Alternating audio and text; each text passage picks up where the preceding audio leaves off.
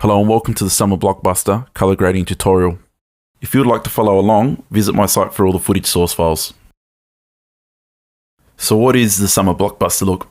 Here we're watching a few clips from Battleship, which features probably the most common example of a blockbuster style, the teal and orange treatment. It's pretty obvious, but the colour palette is made up of predominantly teal and orange. The skin tones are pushing towards warm, rich orange-brown, and everything else in the scene is pushing towards cool teals and blues. This results in maximum colour contrast and separation between the skin and everything else in the scene. Here is a variation of the same look. This is Mission Impossible Ghost Protocol. There is still a large separation between the skin and the rest of the scene. The majority of the scene is still pushing towards teal and blue, but the skin is no longer a rich orange. It is now more natural in appearance. And this is Taken 2, which is another variation of the same style. These three examples are graded somewhat differently, but essentially they're all a variation of the same basic look. So there are two major aspects to how this look is put together. First, cool blues and teals are added to anything in the scene that is neutral in colour, or lies in the cool blue-green colour range. Second, anything in the warm colour range, such as skin, is brought back to neutral, or is warmed up further by adding yellow or orange. To illustrate both aspects of this look, here is a behind-the-scenes production still from Ghost Protocol.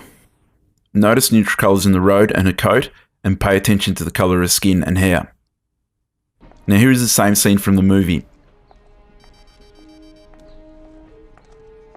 If you pause this here and flick back to the production still, you'll notice how the neutral colours have picked up a blue-green tint, and at the same time her skin and hair look quite natural and have stayed relatively untouched. This is by no means a scientific comparison, but it gives us a good idea of what's going on. So why is this look so common? Why do colourists play up the warm-cool separation? So here is the colour wheel, and here is the area that skin roughly occupies. Basic colour theory states that complementary colours when used together are particularly dynamic due to the maximum colour contrast between them. When placed next to each other, complementary colours pop and vibrate, which can be aesthetically pleasing. So the hues that are complementary to skin tones are in this area of the colour wheel, and it's no accident that this is where the teals and blues reside. So how to achieve this look? Before we complicate things and start working with skin tones, let's concentrate on the first aspect of this look, introducing the cool colour. So back to Ghost Protocol again. The easiest way to decipher the cool aspect of this look is to find something in the film that is relatively neutral in colour and has the entire range of luminance values. So looking at production stills of this scene, I notice that the set is relatively neutral. There is a blue tint, but for our purposes, it's neutral enough. So let's stop and analyse one of these frames. Looking at the distribution of hues over luminance, this is what I see as represented on a luminance ramp. Starting from the darks, we see a cool blue, moving into a muted teal in the mids, which ends up fading to a neutral white in the highs. So how do we achieve this in Resolve? It's possible to get very close using one node and the lift gamma gain wheels, but I prefer to split it over two nodes and to use the log color wheels for extra control and flexibility. The first node concentrates on the lows and mids. Using the shadow and mid wheels with their ranges adjusted, we are going to push them towards these colours. Notice how we're not actually adding teal to the mids. That is achieved in the next node. So the second node concentrates on the highs. With this node we're going to modify the high range so the highlight wheel reaches further into the lows and actually overlaps and affects the mids and a little bit of the shadows. It's not possible to do this with the previous node alone, since in log mode there isn't enough overlap between the wheels. We want the overlap as this ties all the colours together and creates depth in the hue ramp. So to get the teals in the mids, we're going to add some yellow-green to the highs, and this is the result. So now we've got our teal, but our highlights are no longer neutral. To fix this, we can add a third node, and using a luminance qualifier, we can desaturate just the highs. An alternate way is to go back to the first node, and using our knowledge of colour theory, we're going to add the complementary colour of the yellow-green from node 2 to cancel out part of that correction. So now the highs are a bit purple-pink, but when we add node 2 again, we get this. You can still see some of the effects of the purple-pink, but that is not entirely undesirable. In fact, it's probably a more accurate match of the look compared to just desaturating the highs. To complete the look, we'll do the same to the shadows, adding the complementary colour of node 1 to node 2 to cancel out the bottommost part of that correction. Now I'll show you how to achieve this inside Resolve. So here we are inside Resolve and we've got our footage loaded in.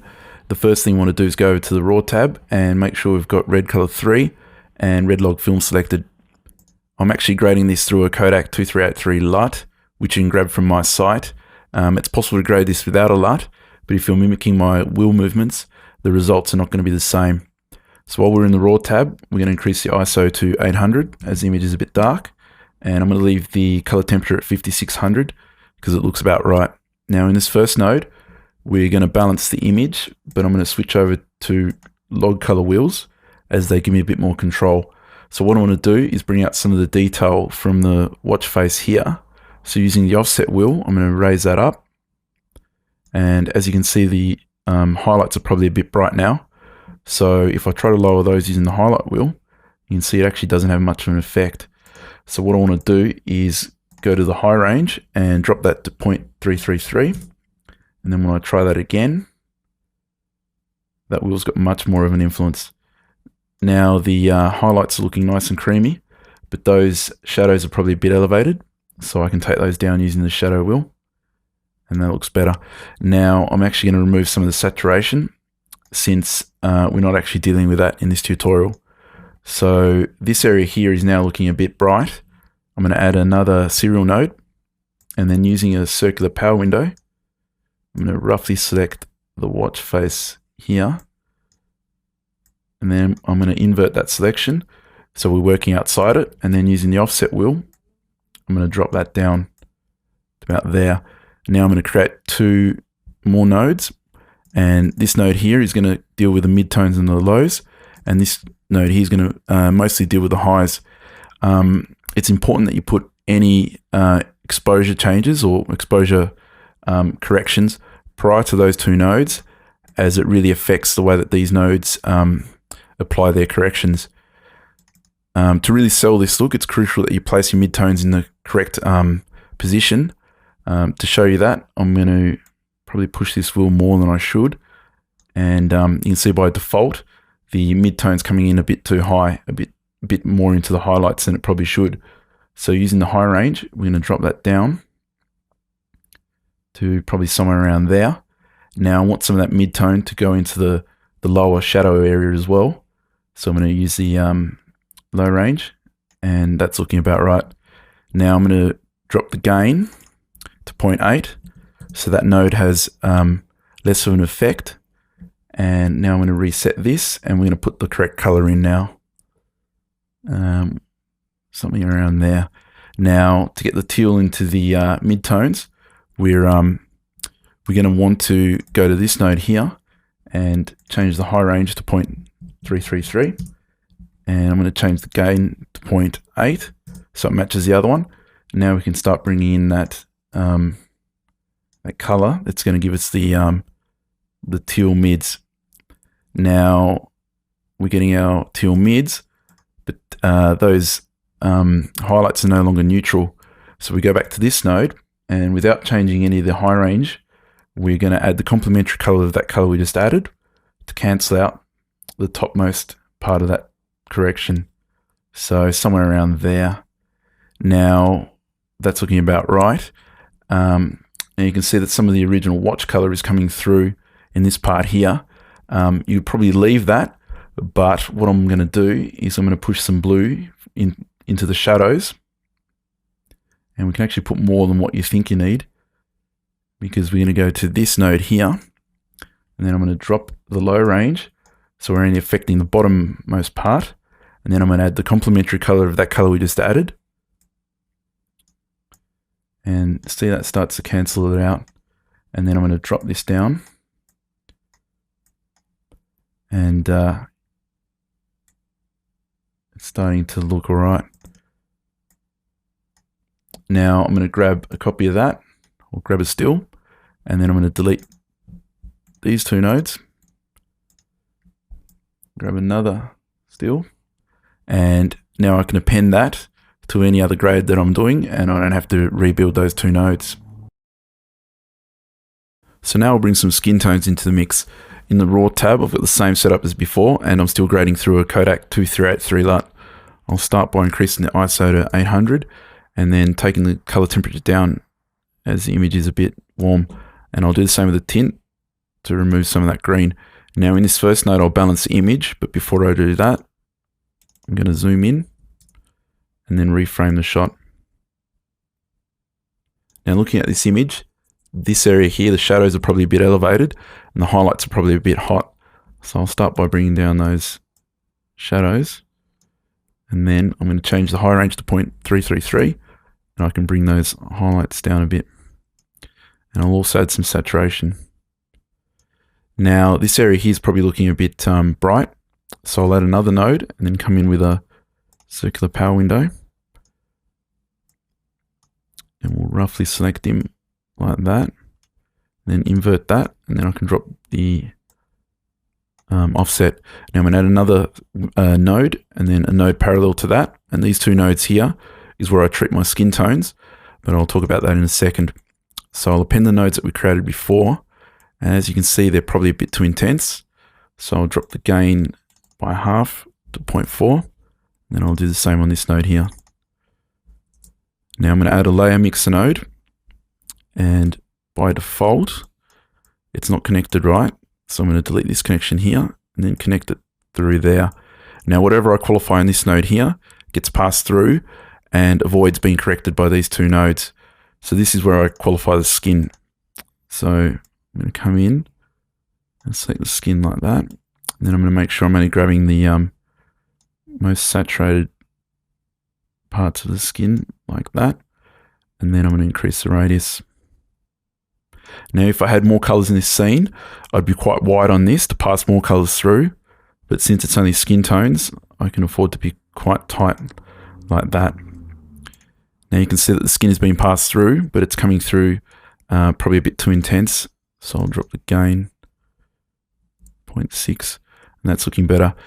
Looking at this area around here, it's probably a bit blue, so I'll go to this node, and then I'll swing the mid-tones around to green like that. Now this node here is where I do the majority of my skin corrections, and if you wanted a proper teal and orange look, this is where you'd be adding the orange. But to me it looks about right. The only thing I want to do here is add a bit of coolness into the highlights, so the skin looks like it's part of the scene. So since I've already qualified the skin, I'm going to copy that and then paste it in there, increase the gain to 1, and then I'm going to drop the high range to about there, and then I can start adding a bit of coolness into the highs. And there you can see. Now I'm not going to go into too much detail with what I do to the skins, since that's for an entirely new tutorial, but I'll show you one more thing. So what I like to do is select the reddest most part of the skin, which is usually in the ears or the cheeks, and I'm going to make sure it's only the most saturated part, and I'll blur that a bit. And what I like to do here is I'll bring the high range a bit. Using the shadow wheel, I like to push in a bit more red, and at the same time dropping this down like that. And what that does is it makes the skin look like it's alive. It brings a bit of life to the skin, so you can see the effect. It's quite subtle, but it goes a long way. Now I'll show you a few issues you're likely to encounter and a few ways to fix them. This is some footage I've graded using techniques I've just shown you. This is the original, then I've added the cool component, then I've qualified everything I want to bypass the cool component. Which brings us to the first issue, which is unbalanced warm and cool elements. To fix this, I start by going to the pass-through layer and dropping the gain. And that's usually going to be enough to match the two. But in this case, you can see that the shadows still don't quite match. Now it's hard to see, so I'm going to exaggerate that a bit, like so. Generally speaking, you want the shadows in both components to match in hue, saturation, and luminance, so you've got a single unified black running throughout the grade that really helps to glue and tie the look together. Now there are a few places you can correct this. If it's an issue mainly with the skin, you can go to the skin node, and using the shadow wheel you can add a bit more blue-green, like so. But most likely it's going to be an issue with everything that's going through the pass-through layer, so you can do it there as well. Now if we remove the exaggeration and go back to that, you can see that the difference isn't actually that big. So sometimes what I like to do is do the correction on a node that sits above all my other corrections, so it's being applied to the cool component and the warm component, so it goes a step further to tie the two together. Now if I switch that on, you'll see that there's a few other things going on as well. This is where I like to do my custom curves, my final exposure corrections, saturation corrections, and of course that correction to the shadows. Now, at the same time, the highlights have to be unified to a certain extent as well. So if I go to the skin node, you can see that I'm pushing a bit of blue into the highs.